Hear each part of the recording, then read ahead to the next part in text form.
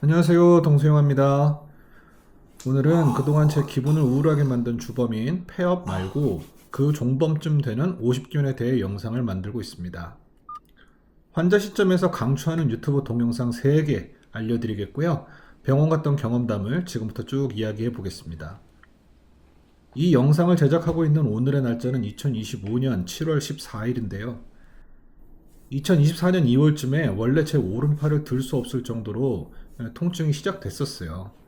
처음엔 그런 증상이 50견인지도 모르고 그냥 잠을 잘못 자서 어깨가 아픈가 보다 했었죠. 한 달이 지나도 통증은 나아지지 않고 오히려 옷을 갈아입을 수 없을 정도로 통증이 심해져서 주변에 나 어깨가 좀 이렇다 하고 말을 하고 다니다 보니까 50견인 것 같다고들 하더군요. 저는 원래 병원을 잘 안 다니는 사람이에요. 그래서 그런가 보다 하면서 지냈는데 오른쪽 어깨는 한 9개월 정도 지나니까 통증이 훨씬 줄어들어서 그냥 또 잊고 지냈습니다. 근데 제 지난 영상들에서도 밝혔다시피 저는 2024년 12월에 폐업을 하고 그 무렵에 굉장히 무기력한 생각과 생활들을 하면서 지내기 시작할 즈음이었거든요. 2025년 1월 초 정도에 이번에는 왼쪽 팔이 저려오고 아프기 시작하는 거예요. 한 번 50견으로 아파 봤는데도 그때 그냥 또 이거 잠을 또 잘못 잤나 하고 대수롭지 않게 넘겼습니다. 작년에 오른팔 아플 때 병원도 안 가보고 그냥 일상생활하면서 어느 정도 통증이 회복됐었던 터라 경각심이 없었나 봅니다. 그게 50견인지도 지금 봐서는 잘 모르겠지만요. 2025년 1월부터 집에만 있고 움직이는 것도 급격히 줄어서 그럴 것 같긴 한데 이번 왼쪽 어깨 통증은 현재 훨씬 상태가 심각해요. 옷 입는 게 불편한 정도가 아니고 이건 앉을 때 팔로 짚을 때도 아프고 누울 때도 아프고 일어날 때도 아프고 특히 열중시어 자세처럼 왼팔을 뒤로 뻗는 자세를 취하려고만 하면 그 즉시 어깨 관절에 막 번개로 1분 정도 지지는 듯한 극심한 통증이 있어요.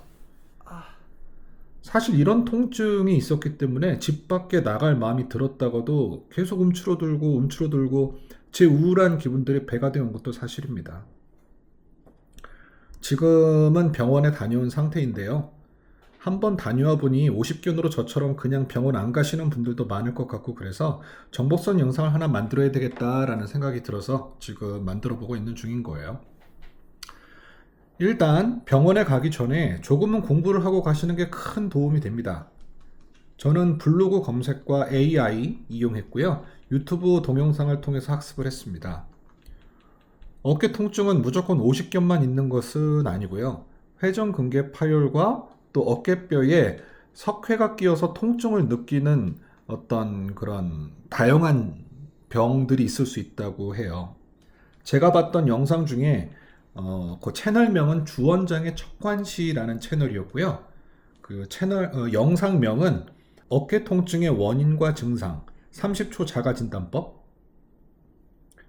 영상과 만성 어깨 통증 집에서 30초 만에 낫는 법, 이 영상 2개가 너무너무 좋았어요. 그래서 여러분들한테 일단 이 2가지 영상 강추드리고요. 광고하는 거 아니고요. 지금 제 채널 구독자 4명이고요. 광고가 들어올 수가 없는 상태입니다. 아예 오해의 여지를 없게끔 그렇게 하고요. 병원에 제가 실제로 방문하기 전에 이 영상을 보고 50견의 병명이 유착성 관절낭염이라는 것을 알게 됐고요. 이 병의 경과 과정이 어떤 식으로 흘러가며 또 병원에서 받을 수 있는 치료법들은 무엇들이 있고 환자로서 어떻게 병을 대처해야 하는지 개념 정리가 싹 돼서 정말 크게 도움이 됐어요.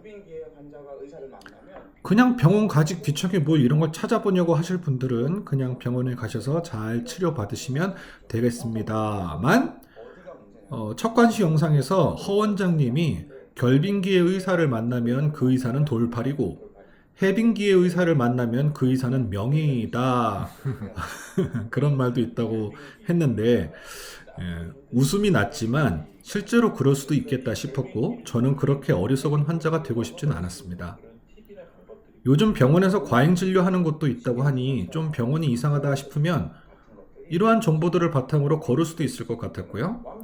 병원에서 무슨 처치를 하는지에 대해서 미리 알아보는 것도 심적으로 꽤나 큰 도움이 됐습니다. 또한 처음 가는 병원인 경우에 병증에 대한 설명을 다 듣고 다른 병원도 가보잖아요. 병원 가기 전날에 1시간 정도 내 증상에 예상되는 병명을 알아보고 담당 의사의 설명을 나중에 듣더라도 어느 정도는 공부를 하고 실제 병원에 가는 것이 훨씬 나을 것 같다라는 생각이 들었습니다. 그리고 실제로 너무 큰 도움이 됐었고요. 이 영상에서는 만약에 이 병명이 50견이라면 처음 병원 방문 시에 엑스레이나 CT, MRI 등으로 먼저 검사를 하고 특정 자세를 취해 보라고 하거나 촉진으로 병명을 의사분께서 가늠해 보려고 할 것이고 초음파 검사를 통해 어깨 상태를 대략적으로 확인할 것이라고 하셨어요. 그 설명을 듣고 갔는데 실제로 병원 방문 시에 순서도 다르지 않고 물론 저만 그랬을 수 있지만 이런 것은 실제로 병원을 방문했을 때 엑스레이 찍고 자세 취해 보라는데 제가 막 고통스럽다고 얘기를 하고 손으로 만져보시면서 이건 어떠냐고 해보시고 초음파로 어깨를 다 검사를 해주셨어요. 그리고서는 유착성 관절 낭염이라고 설명을 해주셨고 현재 통증이 너무 심각한 상태이니 어깨에 주사를 맞는 게 좋겠다고 하셨습니다. 사실 의사가 주사의 종류를 말해주진 않았습니다. 그런데 저는 전날 영상을 보고 갔기 때문에 그 주사가 관절낭 염증 부위에 직접 주입하는 스테로이드 주사라는 걸 바로 알았어요. 저는 스테로이드에 알러지 반응이 없다는 걸 미리 알고 있었고 영상을 통해서 그 주사를 맞게 되면 어떤 효과가 있는지도 알고 있는 상태여서 걱정이 없이 주사를 잘 맞았습니다. 또한 병원 방문 시 도수치료나 물리치료를 받을 수 있고 소염 진통제가 처방될 것이고 중요한 것은 스테로이드 주사와 소염 진통제로 통증을 어느 정도 줄인 다음에 환자 스스로 환부를 움직일 수 있도록 조치를 하고 나서 환자가 집에서 스스로 스트레칭 하는 것이 핵심 치료 방법이고 통증 개선에 큰 도움이 된다고 영상으로 제가 학습을 하고 갔거든요. 실제로 병원에 갔을 때 초음파 검사 후에 똑같이 질문하셨어요. 도수치료 받으시겠어요? 물리치료 받아보시겠어요? 집에서는 이렇게 운동하시면서 계속 스트레칭 해주셔야 돼요. 이렇게 알려주셨습니다. 그리고 처방전으로 소염 진통제 처방해 주셨습니다. 영상과 정말로 99% 일치했어요. 저는 도수치료도 하고 물리치료도 다 했습니다. 그래서 실제 병원 비용은 저의 경우에 27만 원 정도 나왔습니다. 어깨에 맞은 스테로이드 주사가 비급여로 8만 원이었고 도수치료가 50분 치료받는 것으로 했을 때 비급여 15만 원으로 책정이 되어 있는 병원이었어요. 비급여 항목으로 국민건강보험이 적용되진 않았습니다. 이 비용은 병원마다 차이가 있다고 하고요. 참고하시면 되겠습니다. 그리고 도수치료와 물리치료는 선택입니다. 저는 통증이 너무 심했고 병원비 80% 환급되는 실비보험이 있어서 부담 없이 치료를 받았습니다만 도수치료와 물리치료는 병원 가면 꼭 받아야만 하는 치료는 아니고 받으면 도움이 되는 치료이니까 참고하시면 되시겠습니다. 도수치료는 생각보다 많이 아프거나 하진 않았지만 그렇다고 해서 아예 안 아프지도 않았고요. 물리치료는 강도를 조정할 수 있는데 제가 일부러 좀 세게 선택을 했더니 어깨에 부항 뜬 것 같은 자국이 남았어요.